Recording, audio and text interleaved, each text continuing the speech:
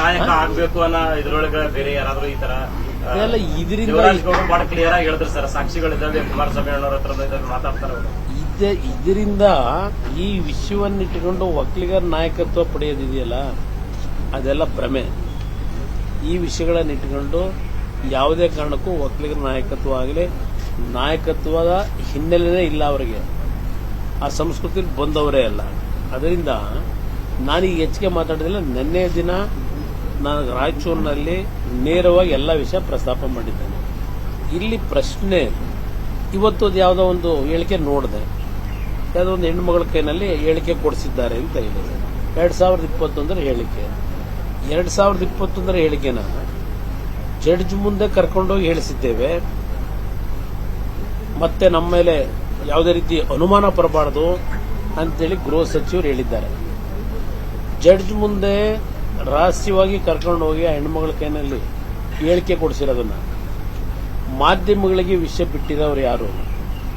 ಈ ರೀತಿ ಮಾಧ್ಯಮಗಳ ಮುಂದೆ ಈ ರೀತಿ ಹೇಳಿಕೆಗಳನ್ನ ನೀವೇ ಬಿಡ್ತಕ್ಕಂಥ ಕೆಲಸ ಮಾಡಿದ್ರೆ ತನಿಖೆ ಎಲ್ಲಿಗೆ ಹೋಗಬಹುದು?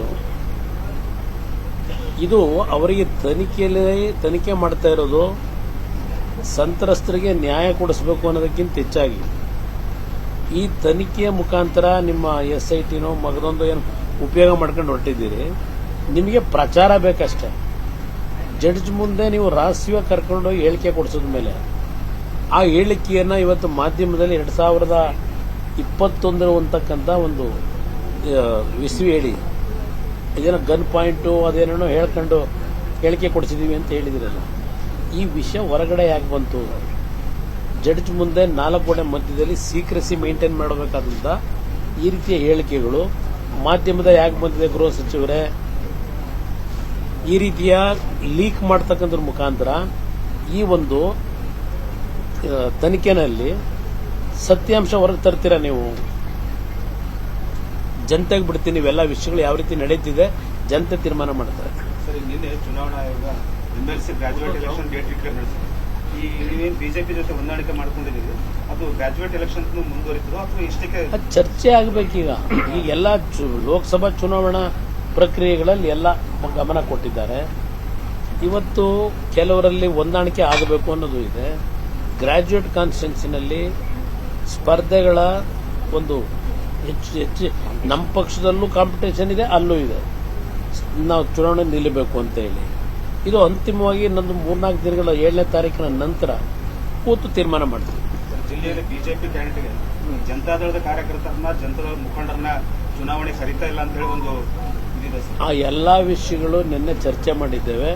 ಇನ್ನು 3 ದಿನ ಎರಡೂ ಪಕ್ಷಗಳ ಕಾರ್ಯಕರ್ತರು ಇವತ್ತು ಪರಸ್ಪರ ಒಂದು ವಿಶ್ವಾಸದಿಂದ ಕೆಲಸ ನಿರ್ವಹಣೆ ಮಾಡ್ತಾರೆ.